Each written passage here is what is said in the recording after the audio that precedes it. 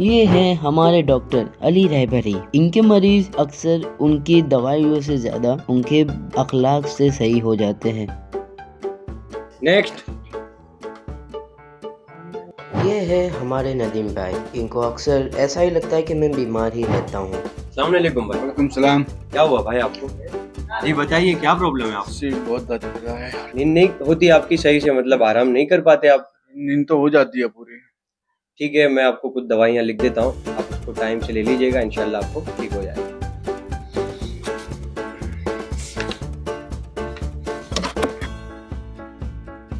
ये मैंने आपको कुछ दवाइयाँ लिख दी है। और मेरे भाई थोड़ा मोबाइल का इस्तेमाल कम किया कीजिए आप, और वक्त पे खाना खाइए, वक्त पे आराम कीजिए, इंशाल्लाह बेहतर हो जाएगा। चलो शुक्रिया। यही तो है हमारे असली खिलाड़ी। और ये तो डॉक्टर साहब के बचपन के दोस्त भी निकलते हैं। अरे मोहम्मद भाई, आप यहाँ पर? क्या हो गया भाई आपको? हाँ, अपने साथ में पढ़ते था ना हाँ डॉक्टर बिल्कुल साहब। बिल्कुल, वो दिन हाँ। नहीं भूल सकते हम। हाँ, अपने साथ में हाँ, हाँ। खेलते थे। वैसे क्या हो गया अभी आपको? क्या तकलीफ है बताइए आपको? अरे बीमार ने बीमारी रहता हूँ मैं, कितनी अच्छा, दवा अच्छा। खा खा के पक गया हूँ। अच्छा, कोई अच्छा। अच्छी दवा दीजिए आप। ये सब क्या आपने चालू किया है? ये कितने धागे डोरे आपने बांध रखे हैं?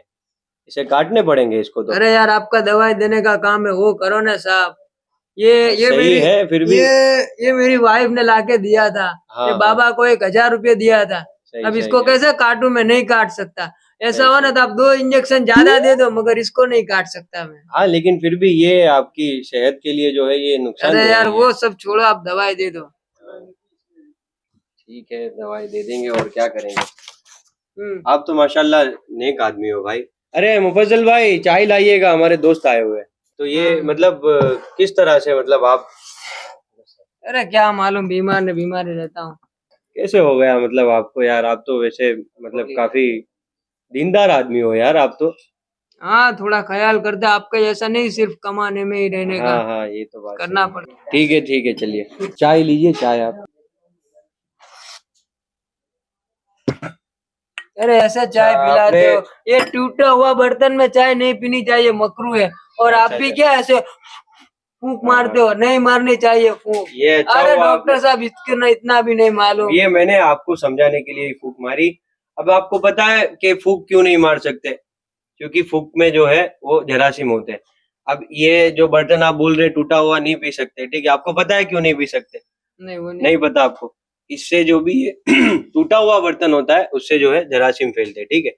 आपको पता है फूंक क्यों नहीं मारनी चाहिए? क्योंकि ना, फूंक उसका से जो लॉजिक है, नहीं पता हाँ, मुझे। फूंक से जो है वो जरासीम फैलते हैं, ठीक है।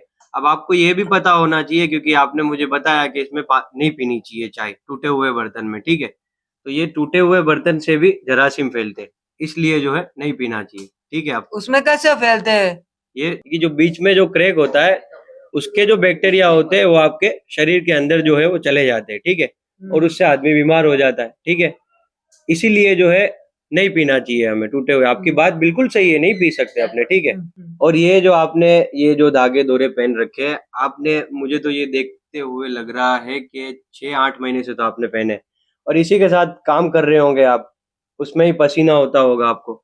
फिर वही जरासीम जो है आपके कपड़ों में लगेंगे, फिर वो जरासीम आपके कपड़ों से आपकी बॉडी तक जाएंगे।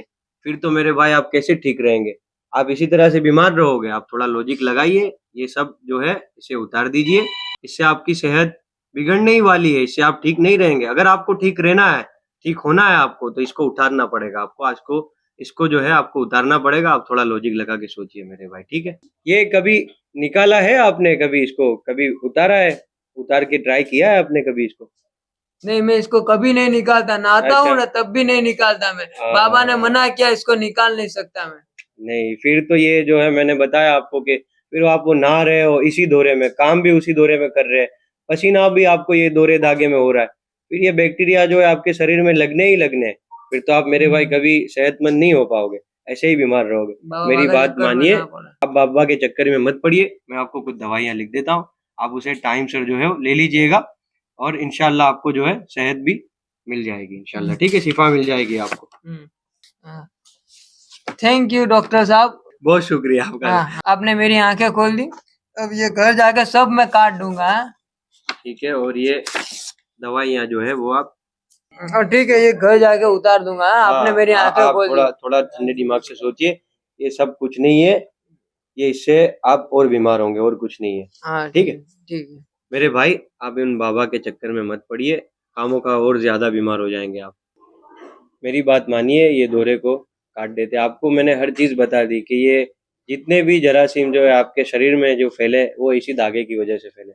हमें इसे काट देना चाहिए, समझे आप मेरी बात? मैं घर जाके काट दूंगा डॉक्टर साहब।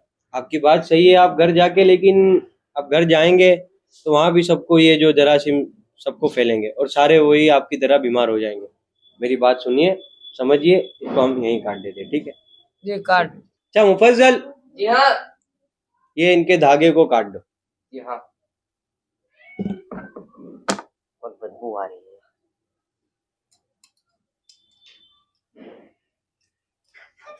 कितना पुराना है।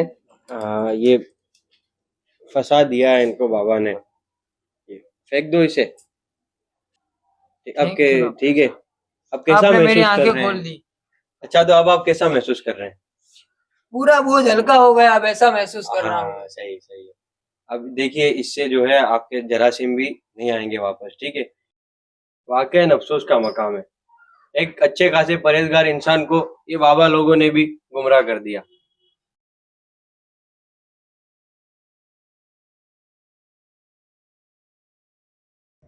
इस्लाम सफाई पे बहुत ताकीद करता है। नाखून को काटना, अच्छे साफ सुथरे कपड़े पहनना, खाने के चीज पे फूंक नहीं मारना, टूटे हुए बर्तन में नहीं खाना। तो आप देखिए कितना सफाई पे ताकीद करता है। तो कैसे हो सकता है कि इस्लाम को मानने वाले सफाई पे ध्यान ना दे? तो कैसे हो सकता है दोस्तों कि इस्लाम को मानने वाला गंदगी फैलाए? इवन मस्जिदों में जो वजू खाना होता है वहां पे गंदगी फैलाए, कतई नहीं हो सकता। और दोस्तों, अगर ये वीडियो में से आपको कुछ समझ आता है तो आप डिसीजन लीजिए। अगर आपने ऐसे कुछ चीजें अपना रखी है कि जिसका इस्लाम से कोई ताल्लुक नहीं है, तो अकेलाना फैसला लीजिए। जाहिल लोगों से खुद को आजाद कीजिए।